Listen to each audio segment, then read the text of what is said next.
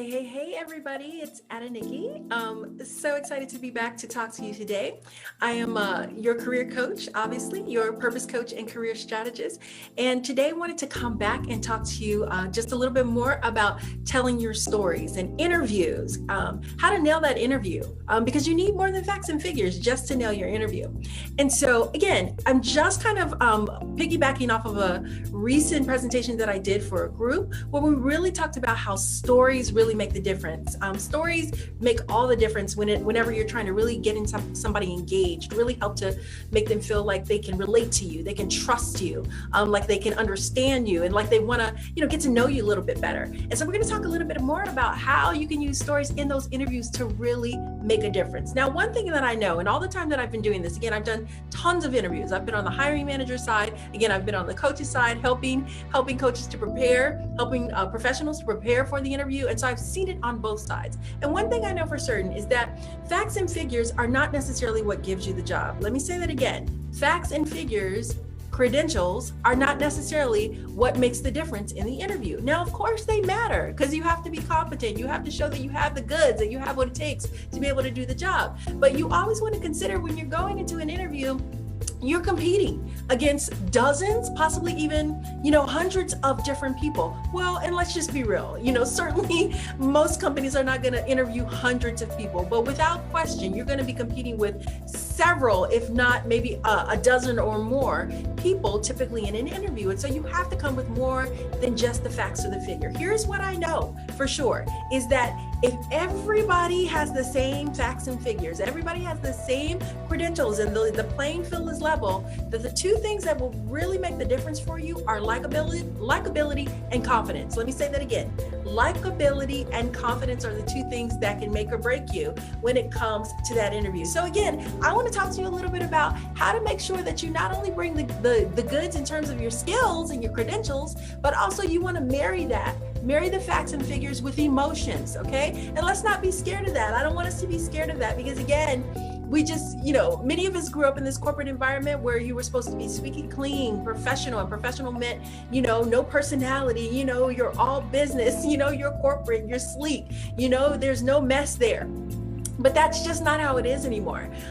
More and more now, employers really want to see people who are being their authentic selves and, who are really coming to the table and showing who they are holistically. And so let me just share with you that bringing that emotion, bringing those stories into the mix really make a difference. So again, likability and confidence are the two areas that you have to nail. Now, likability, let me go back to that.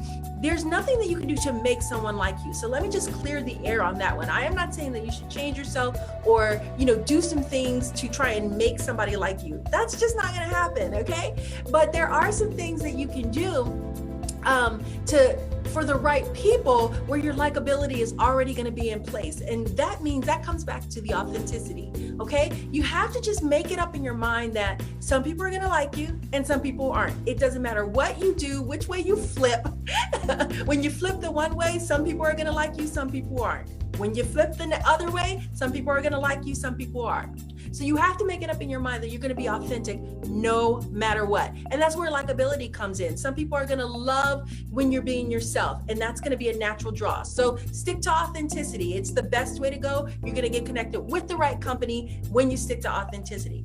Confidence, okay? Now, again, confidence stems from a lot of different things. It obviously stems from being prepared, from knowing what you're talking about, from feeling like you're the expert. But it also stems from a deep passion for the work that you're looking to do, for the fact that you have a true interest, that you love the mission, that you love the product, that you are really excited about what a company is trying to do. Confidence comes from a lot of different areas. And so you have to make sure that you are selecting companies where you can naturally be your most comfortable self, okay? And that's where confidence is going to come in. So again, I want to just talk to you a little bit about emotions and how to weave that in, how to weave in those stories and draw on emotions. Because when that hiring manager is sitting across from you, you don't want them, you don't want them to just look at the facts and figures. You want to evoke an emotional response from them where they're like, oh my God, I have got to have that person on my team. Oh my God, I would love to be able to talk to that person more. You want an emotional response, not just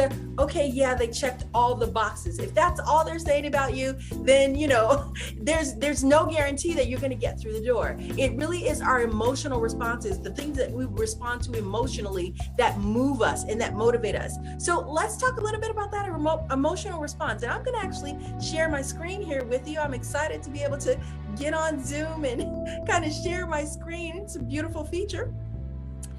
Okay, and I'm going to share my screen here, and we're going to talk a little bit about that. So the one thing that I love, and let me just go ahead and do a slideshow for you here. No, I'll just leave it like that, actually.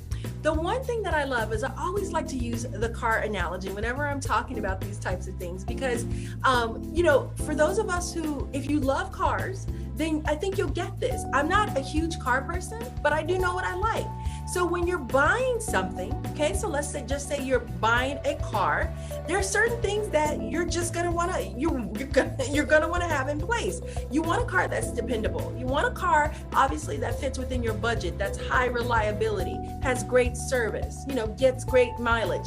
That's a no-brainer. But again, I like to tell people, if that's all it took was, you know, right mileage, you know, dependability, reliability, and things like that, then listen, we could have stopped at the T model, the Ford T model, you know, because it has everything we need, right? It's going to get us from point A to B. It's going to pretty much be dependable, you know, maintenance-wise. There are going to be some things that every car is going to have. That's the logical side.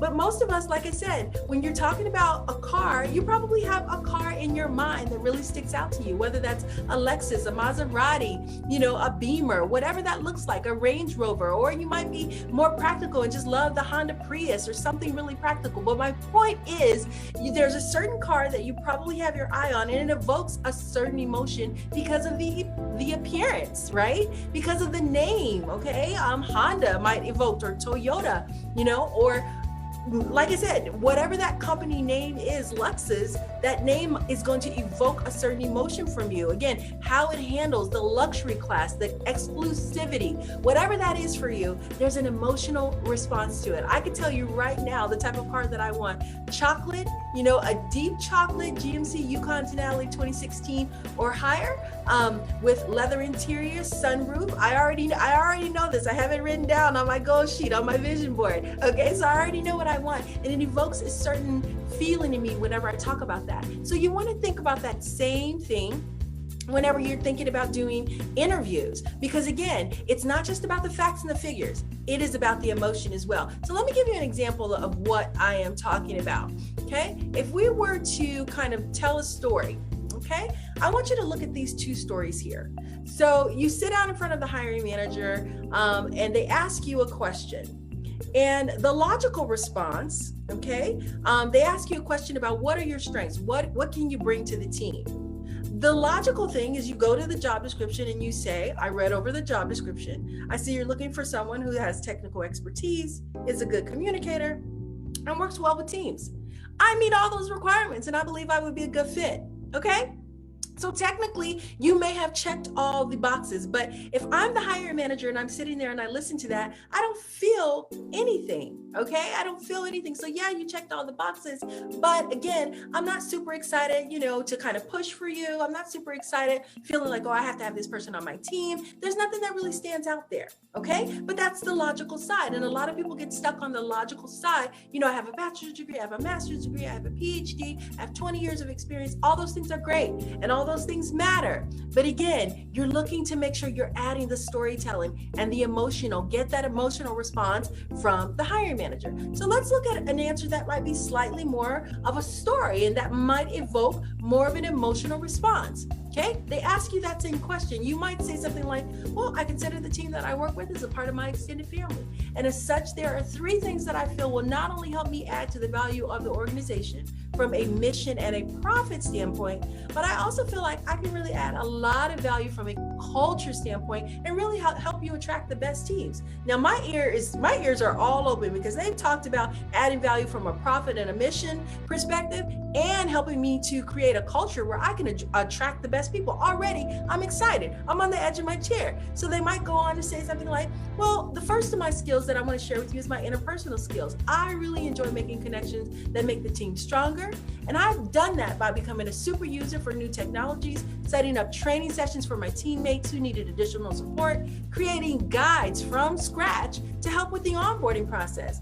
And I'll just share with you that I've locked in friends for life for bringing in the best snacks as often as I can imagine. Now that's probably going to get a little chuckle, but the point is there was so much story in there. There was personality in there. And I actually felt something. I felt humor. I felt connected, excited, intrigued. I wanted to know more. So these are the things that are going to make the difference for you whenever you're doing interviews. So make sure that you are telling stories that not just have the facts and the figures, but also evoke that emotion. So guys, I hope that this was helpful for you. Again, when you're preparing for those interviews, again, it's all about, holistically who you are as a person, bringing that all to the table. So like I said, let's go past those facts and figures. Let's get into likability and help people to have confidence that you can do a great job and that you're going to be a good teammate. Okay. So hopefully that was helpful, guys. Again, it's Adeniki McKenday, your purpose coach and career strategist. I'll be back to share more tips, tricks, advice on how to find work with purpose and joy, and how to really kind of make sure that you are standing out above all these other candidates out here going for that same role.